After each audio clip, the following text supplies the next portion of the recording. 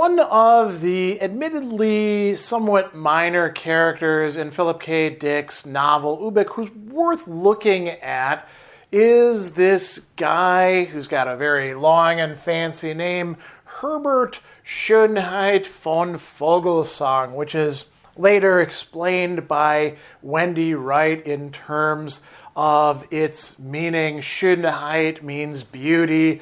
Vogelsang means the song of birds. And she's like, oh, what a wonderful name he's got. And he is kind of, fitting that because he is the owner of the Beloved Brethren Mortuary in Zurich, Switzerland.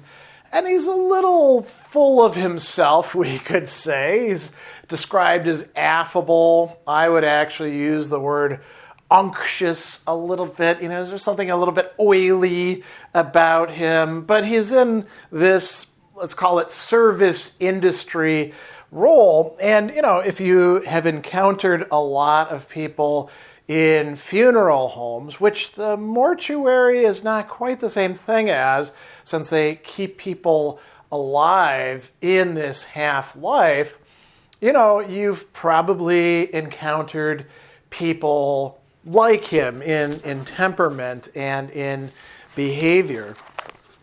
And we're going to encounter him in the very first chapter of the book. We read that the owner of Beloved Brethren Moratorium, Herbert Scho nheit Von Vogelsang, perpetually came to work before his employees at this moment with a chilly, echoing building just beginning to stir. A worried-looking clerical individual with nearly opaque glasses waited at the reception counter, a claimed check stub in his hand. Obviously, he'd shown up to holiday greet a relative. And Herbert says, yes, sir, with an affable smile. I'll take your stub personally. And he says, 'twill only be a moment, right?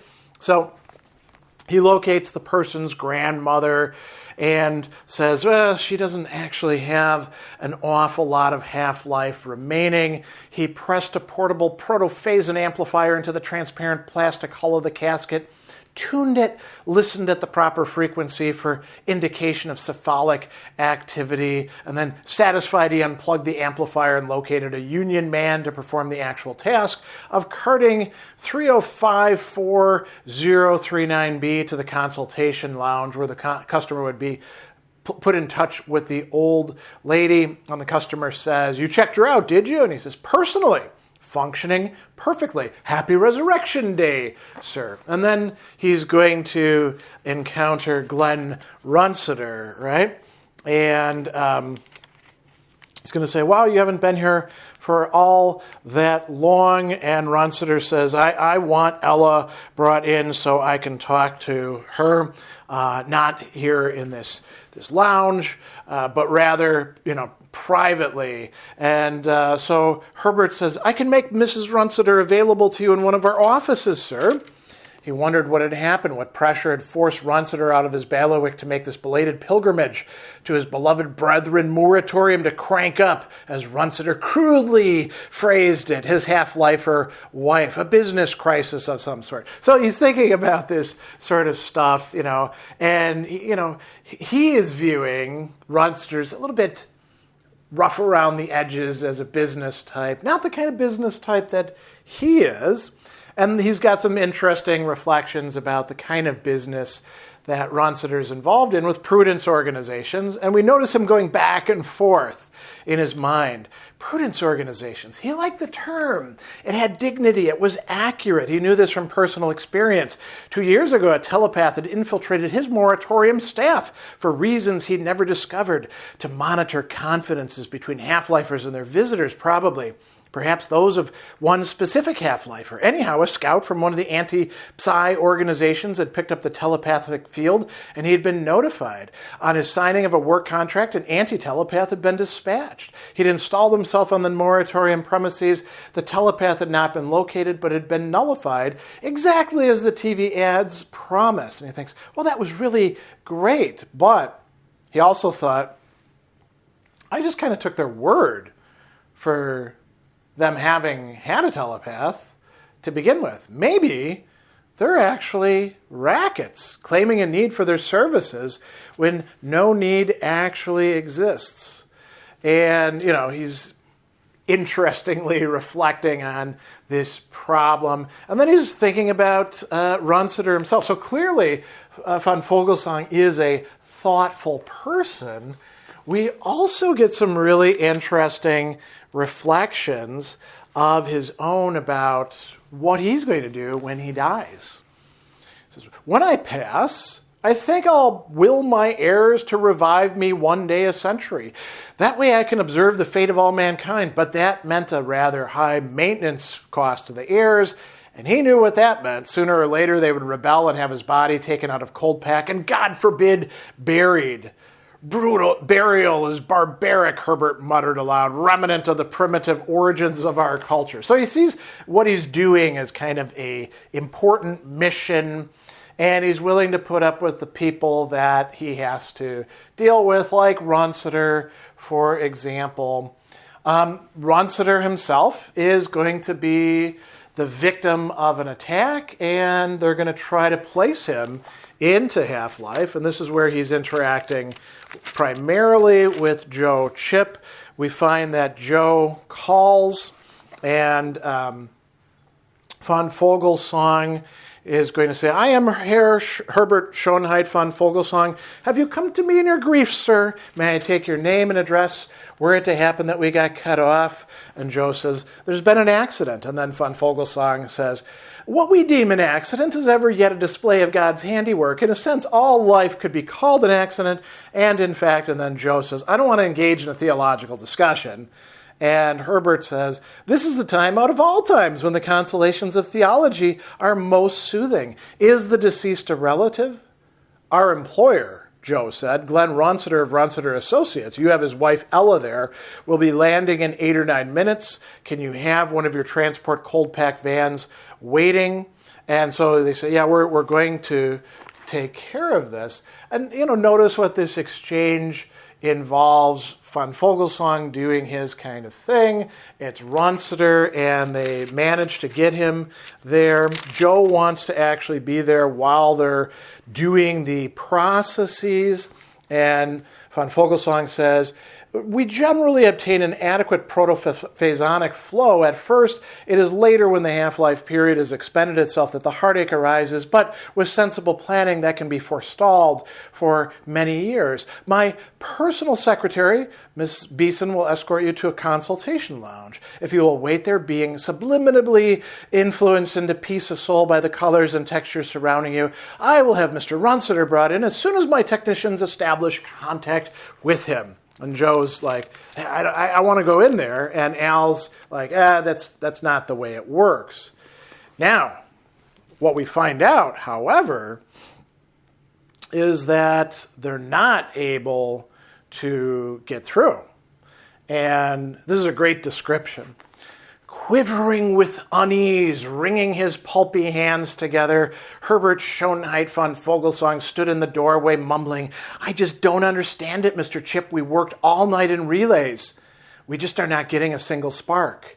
And yet we ran an electroencephalograph and the gram shows faint but unmistakable cerebral activity. So the afterlife is there, but we just still can't seem to tap it. We've got probes at every part of the cortex now. I don't know what else we can do.' 'Is there measurable brain metabolism?' Joe asked. 'Yes, sir. We called in an outside expert from another moratorium, and he detected it using his own equipment. It's a normal amount, too. Just what you'd expect immediately after a death.' Now, why isn't it working? Well, perhaps part of the problem is the fact that Runciter isn't actually dead in cold pack. It's Joe and all these other people who are. And this actually isn't the Herbert Von Vogelsang out there in the actual world with the mortuary, but rather some projection of it in a world that somebody is producing within Half-Life. So that's an interesting implication if we read back into that. And then we get to a really important issue. So we see this already happening in Chapter 2. Von Vogelsang is interacting with Runsiter, who's ticked off because he's trying to communicate with his wife, Ella, and this other voice comes in. This is Jory, right? Jory Miller, who's a young man when he died, and he's in half-life, and his signal is so much stronger, right? So Von Vogelsang is explaining this to him, and he says, unfortunately, there's a mutual osmosis, a suffusion between the mentalities of half-lifers. And they go back and forth. I'm going to sue you people, right? You've got to get me through. And Von Vogelsang is like, well, listen, we can move her into isolation. Maybe that'll help getting her away from Jory. He actually puts the earpiece to his ear and speaks into the microphone. Phase out, Jory, that's a good boy. And he says, this is very unfair of you, Jory. Mr. Runsiter has come a long way to talk to his wife. Don't dim her signal, Jory. That's not nice, right? There's more to the story as we find, however, when we get to almost the very end of the novel. Joe, in Cold Pack, in Half-Life, has now encountered Ella, and Ella has given him this lifetime supply of Ubik, and he says, maybe I can defeat Jory. And she says, well, perhaps you can. And then he says, well, hell, I'll tell Glenn Runsiter the situation and have him move Jory out of the moratorium entirely. And she says, well, Glenn has no authority to do that. And then he says, won't Scho nheit Von Vogelsang? And Ella reveals something to us about this. Ella said, Herbert is paid a great deal of money annually by Jory's family to keep him with the others and think of plausible reasons for doing so. And there are Jorys in every moratorium. So, Von Vogelsang isn't quite the up-and-up guy that he was pretending to be. Kind of, a little bit too flattering, a little bit, the sort that we don't really want to hang around with, but we'll put up with because he's a professional.